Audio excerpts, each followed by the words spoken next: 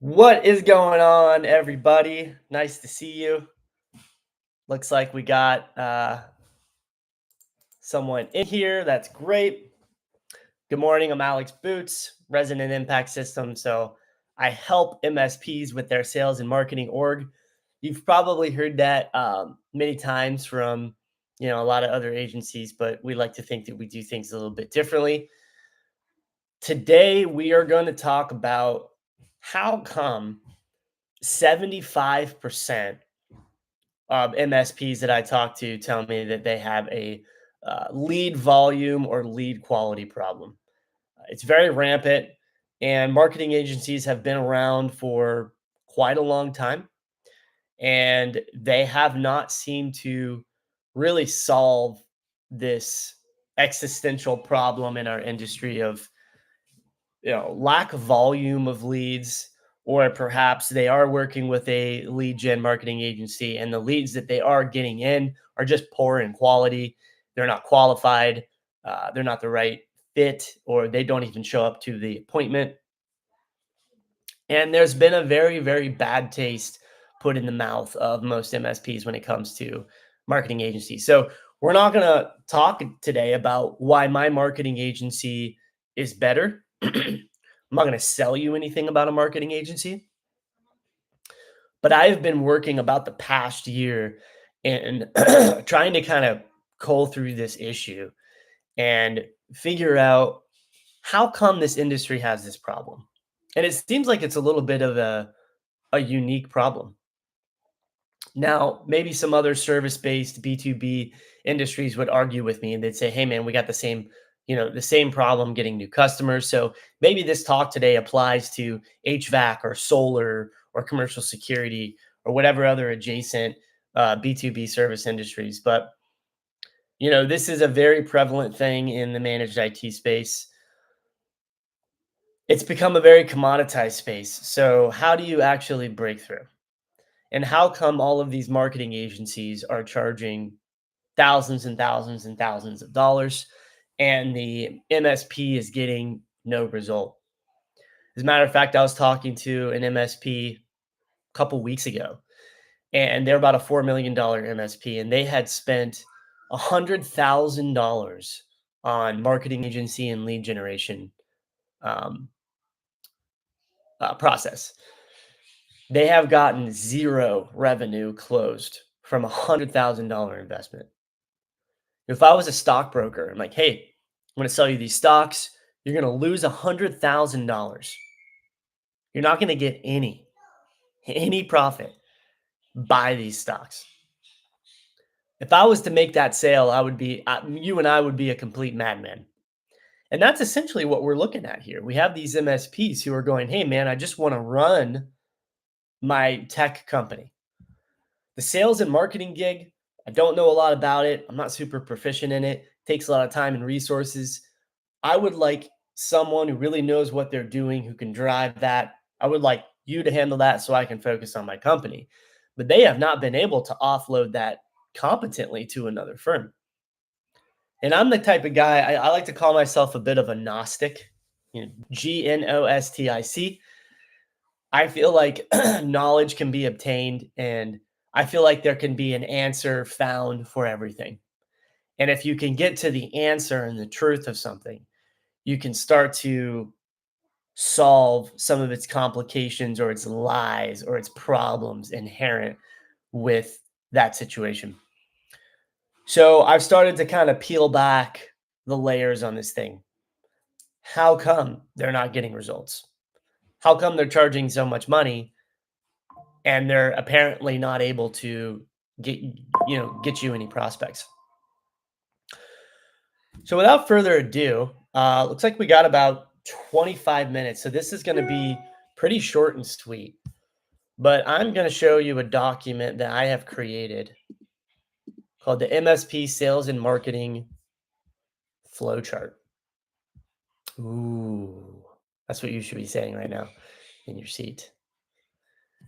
And we are going to open that up. Where are you, buddy? Oh, I know where you're hiding.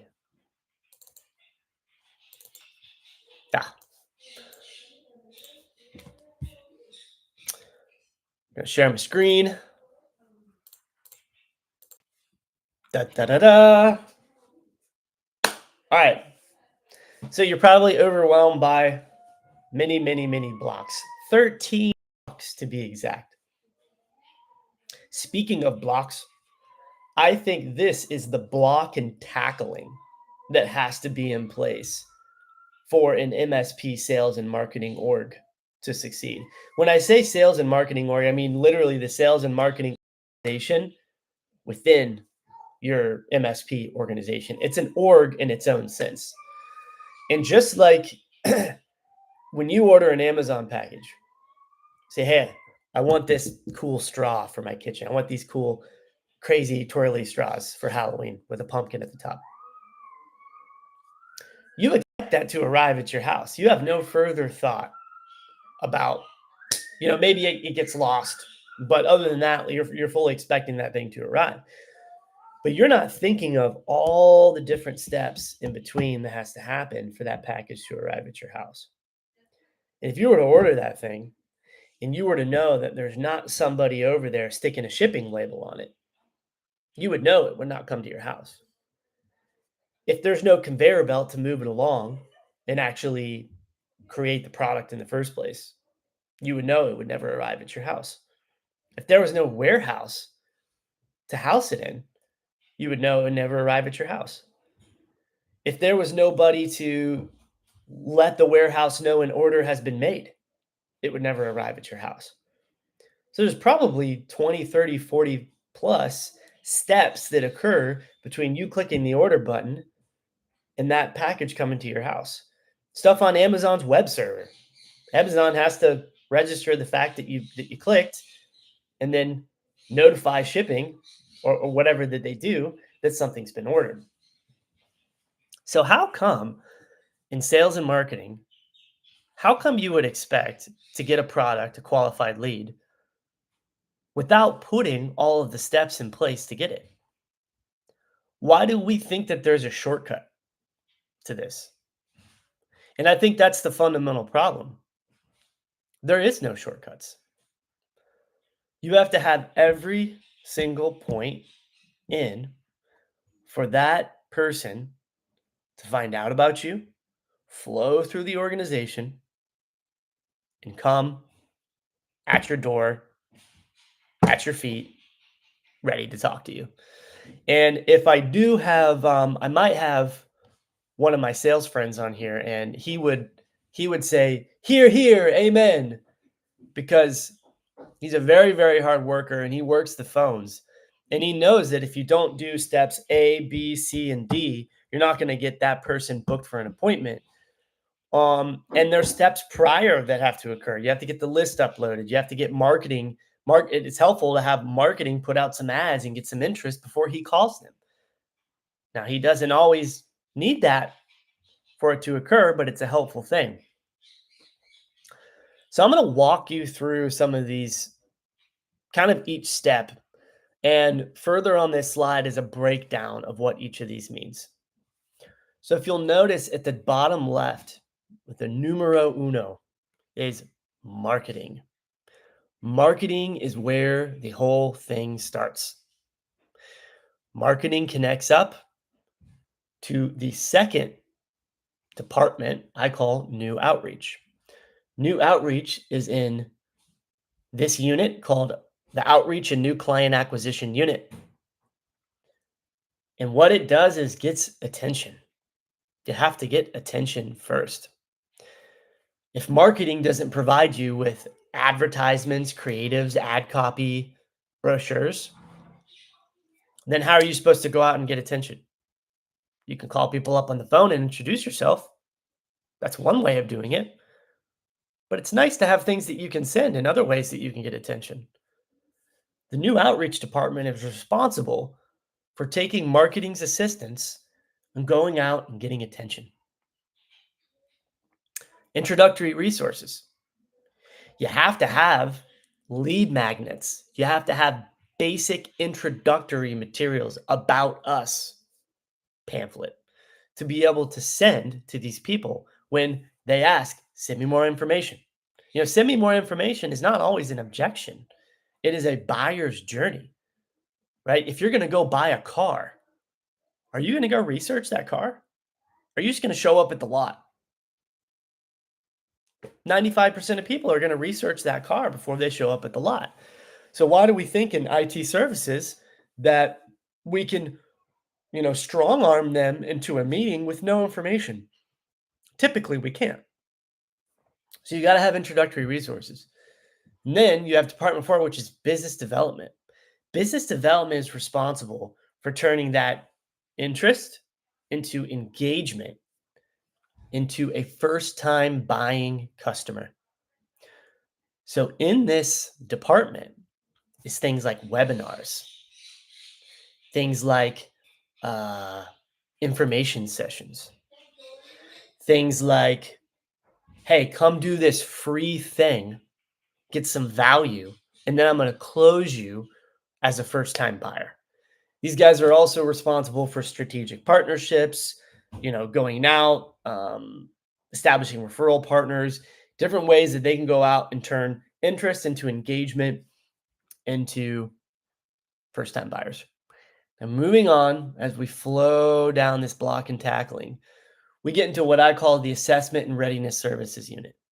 So let me ask you a question. So if you were to go to like a high ticket product, let's say you were going to purchase a bunch of information products surrounding something that you like. So you go online and it's like, buy the $10,000 package today. You're like, bro, I just got on your website. I just learned about you. Are you ready to drop 10 G's? Probably not.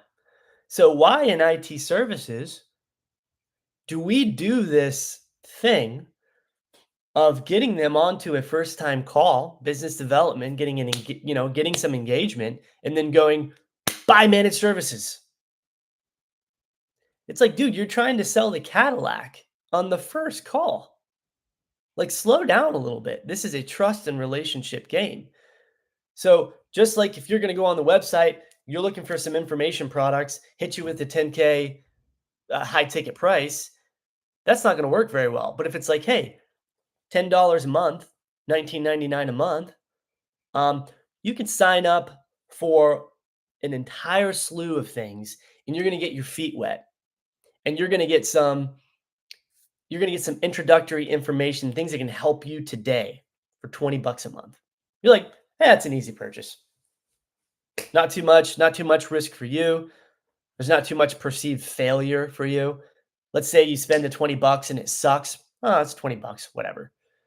So you have to have an introductory type professional service experience as an MSP. And I think that this really is composed of about 4 different departments here. You can sell intro assessments, cyber risk assessments, network assessments, whatever assessment, footprint scans, whatever assessment you can dream up is a beautiful first time sell for a first time buyer. You have consultations. Hey, why don't you buy 5 hours from us and we're going to kind of walk you through some process or framework or guidance. And you can, learn to work with us a little bit. You have small IT improvement projects. Sell you a server migration. Let's sell you a smaller project, maybe a $10,000 project, $5,000 project. Let's learn how we work together and let's help you improve a couple things. You see how that's a nice flow, right? So from here, I think you have a unit called client advocacy. You have a customer service unit. A lot of times in the buyer's journey early on, you have to have a customer service function. You have to have someone advocating for that client. That client has just begun to put a little bit of trust in you. You cannot take that trust and take it whole hog and say, hey, we're going to do anything we want with this person. No, you can't. You got to have a client advocate watching out for that first-time buyer, really watching out for all your clients, being in their side, doing customer service, handling disputes. Let's say someone comes in, they buy an IT improvement project. Maybe it's going a little bit slow. the customer's getting a little bit unsatisfied, client advocate can always come in and say, "Hey, what's going on? How can I help get this back on the rails for you?" They go, "Wow, this is an organization that really cares." You see how that's building trust along the way? Now, once they come out of this, next thing you want to do is you want to put them through a customer success pipeline. I call the growth enablement and retention unit. If you're going to go and you're going to take a course, you're going to go get certified in something, right? You're going to take the test, you're going to go study some IT thing. At the end of that, you're expecting a certificate, right? You're expecting your success to be validated. Hey, I took this test, I took this course, I passed. I want everybody to know that I passed. My status has been increased, and I want everybody to know. Like, as an MSP, if you're doing projects and you're helping people and you're doing assessments and doing various things for first time buyers and you're helping them, you need to validate that they've been helped and you need to make it known. This is also part of referrals and growth partners. Now, I got a little bit ahead of myself because before that is community and public relations. You have to have somebody building your brand, protecting your brand. You have to have someone putting together community events, engaging with the community. I know this is probably a little bit outside of the normal think of an MSP. And like if you're a really small MSP, you don't have to go do some big charity events. I'm talking like maybe you hold a webinar function for your clients where you talk about successes that they've had together. Or maybe you do go out in the community and do a little bit of fundraiser. You go to the local chamber and you hold a little bit of a PR event. You put out a press release, you put out a white paper. Like all these things are part of like protecting your brand and building your brand. And then with this whole unit here, really what it's doing is it's turning those wins into what? More clients. So you want your network of new clients to grow. You want word of mouth to start taking form. Now, there's different activities that each of these units are doing, like customer success. It's got to get testimonials. It's got to get case studies. It's got to put these things together. It's got to promote it. It's got to get with the client who just finished their project and go, how how many MSPs actually do that? And how impressed would your clients be, your first time buyers? They come into this organization, right, through new outreach, they get converted by business development, they do an IT improvement project, they have a client advocate, making sure any disputes or upsets gets handled. They see your positive public relations and your PR. Then they get to validate their success and they have someone say, "Hey man, how was your experience?" It's like so validating. So now, from here, you likely have a new evangelist. You have a new first time buyer who has turned into an evangelist. And what are they going to want to do? They're going to want to buy more.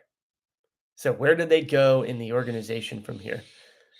They go into the sales and marketing unit, into really the account management and sales area. But there's something that they go through, which I'd like to point out to you, which is very interesting. It's what I call the solutions library.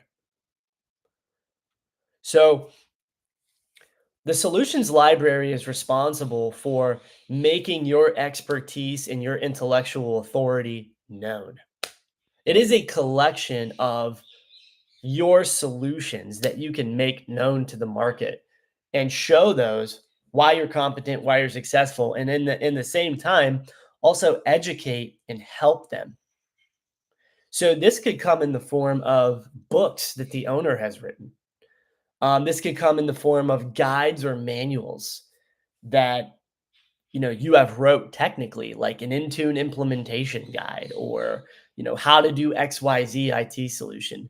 This can all live in your solutions library. So after these guys complete their first time service, come in and they can be given more knowledge, more information. Hey, so we completed this project. Here's actually a guide on how to implement um, compliance controls for NIST or CSF or whatever, or CIS. Here's how to do that yourself. And they go, wow, these guys really know what they're talking about. They really have some tremendous domain or intellectual authority in the area. And then from there, your account management, your account executive, your salesperson upsells them another service into main service lines. Now they're ready for managed services. Now they're ready for bigger products. Now they're ready for larger resale opportunities, things like that. But if they're not yet, just sell them more of these kind of services. Like you don't have them into a managed services if they're not ready. You can sell them another. Well, why don't we do a network assessment for you? Why don't we do a security assessment? Let's take a look at that first. Oh, they're so thankful. Sell them a $2,500 assessment. Then you're off to the races, and the same process occurs, walks them through. And then at some point, they are ready to be sold onto main service lines. And then you've just won yourself a long-standing client. So this is what I think the true pattern and the true machine really is. And I think most MSPs will want to outsource this entire unit. They probably want to keep this stuff in-house and this stuff in-house and this stuff in-house. So really what they're looking at doing is outsourcing this marketing, new outreach, intro resources, and maybe a business development manager. A lot of times though, that they'll have a business development manager on staff who can take those first calls and who can start turning that engagement into a converted first-time buyer. So if you guys have any questions, feel free to put that in the chat. Happy to answer. And I'll just kind of keep going here. So a couple highlights, I walked through a lot of things for you, but the outreach new client acquisition unit, they're responsible for reaching out to create awareness and net new clients. Now, another thing that I think is true is there's three different sales functions that I think get construed and conflated. And that is account executive, sales development rep, and business development rep. They are different things. A sales development rep is pretty much a new outreach, almost an extension of a marketing function. Their product is net new conversations started. They have their materials, they have their introductory resources, and they're reaching out to generate first contact. Business development reps live over here where they're converting that interest into engagement, into first-time buyers. They're doing that with webinars, with information sessions, with free resources, with things that they can use to convert. And those are two different functions. And I think a lot of MSPs kind of get those things confused. So without this unit, there's no machine set up to create awareness, build initial trust, and earn net new clients. It's all about trust. It's a buyer's journey that you have to bring these customers through. The assessment and readiness service, this is really what delivers that entry stage professional experience. And, I think I talked a little bit about this, but I've actually kind of worked out 1 through 4, what could you even call this role? Director of assessments, director of consultations. It really doesn't matter what you call them, but you've got to have somebody that is kind of holding these functions in your organization. Growth enablement and retention unit. Most MSPs break this down to, right? Get referrals. Relations as well. Ever thought of that? How many MSPs put out good press releases, white papers? So many MSPs have really bad public relations. They have bad websites. They have messy marketing materials. and they go out and they don't deliver good service, do you think if they don't deliver good service, do you think that's a matter for public relations to handle? You bet. It's about maintaining goodwill in the marketplace. So if you look at, so if you move from here, and then you can, build evangelists, you can build referral partners, build growth partners, and you have this customer success validating that success. So really, what this unit establishes a healthy and expanding customer base.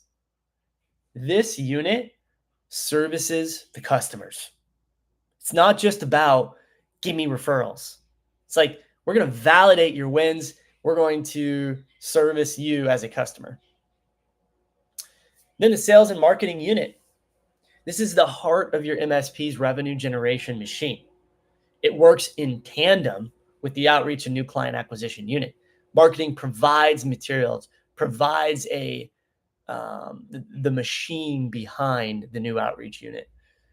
And the other thing about marketing is it's not just net new clients that are being marketed to. You're also marketing to existing clients. So in this department here, you're putting out newsletters, you're putting out information to your current client base because they too can be closed for more service. And then you have the solutions library to prove, proof of expertise in your own methodology. And the account management and sales, which is really kind of the end of the line. They're responsible for closed revenue and maintain clients. These are the guys that are going to upsell, do the renewals, close people for major service lines, etc. So that is it for my talk today. I feel like I packed, a lot of content, a lot of material into a short time span. But this is something I feel very passionate about. If your MSP is looking for marketing agency that really understands this stuff, talk to us. We're happy to get on a call and just give 30 minutes of free advice. Like I don't even care.